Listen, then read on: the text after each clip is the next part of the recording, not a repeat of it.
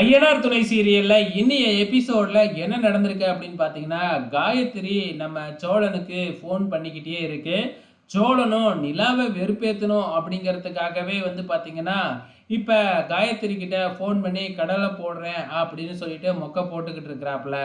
இந்த பக்கம் என்னடான்னா, நம்ம சேரனுக்கு சந்தா மெசேஜ் அனுப்புது. என்ன மெசேஜ் அப்படின்னா, ஹார்ட் போட்டு அனுப்புது. பதிலுக்கு நம்ம சேரனும் ஹார்ட்ட போட்டு அனுப்புறாப்ல. அதுக்கப்புறம் என்ன வாய்ஸ் மெசேஜில் அனுப்புகிறாங்க. அதுக்கப்புறம் ஃபோன் பண்ணியே பேச ஆரம்பிக்கிறாங்க. இந்த பக்கம் நம்ம பாண்டியன் வானதி கிட்ட ஃபோன் பேசிக்கிட்டு இருக்கிறாப்புல.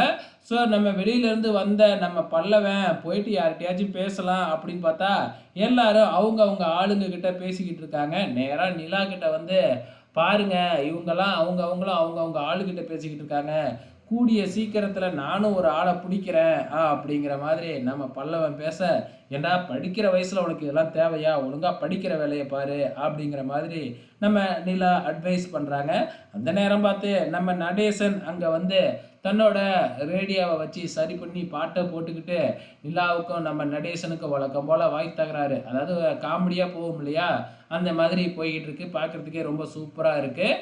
ஸோ இந்த பக்கம் சோழன் அடங்குறதா இல்லை, வேணும்னே நிலா காதில் கேட்குற மாதிரி காயத்ரி அப்படி இப்படின்னு எதோ ரொமான்ஸாக பேசுகிற மாதிரி பேசி கடலை போட்டுக்கிட்டே இருக்கிறாப்புல. ஸோ இன்னி எபிசோடை பொறுத்தளவு பெருசாக எதுவுமே நடக்கவே இல்லைங்க. இதுதாங்க நடந்திருக்கு. ஃபைனலாக நம்ம சேரன் வேலைக்கு போகும்போது தனக்கு சாப்பாடு எடுத்துக்கிட்டு போகல. ஏன் சாப்பாடு எடுத்துக்கிட்டு போகலை அப்படின்னு கேட்குறப்ப, எனக்கும் சந்தாவே எடுத்துகிட்டு வருவா அப்படின்னு நம்ம சேரன் சொல்கிறாங்க. ஸோ வெயிட் பண்ணி பார்க்கலாம், இது கல்யாணத்தில் போய் தான் முடியுதா இல்லை வேறு ஏதாச்சும் பிரச்சனை வரப்போகுதான்னு.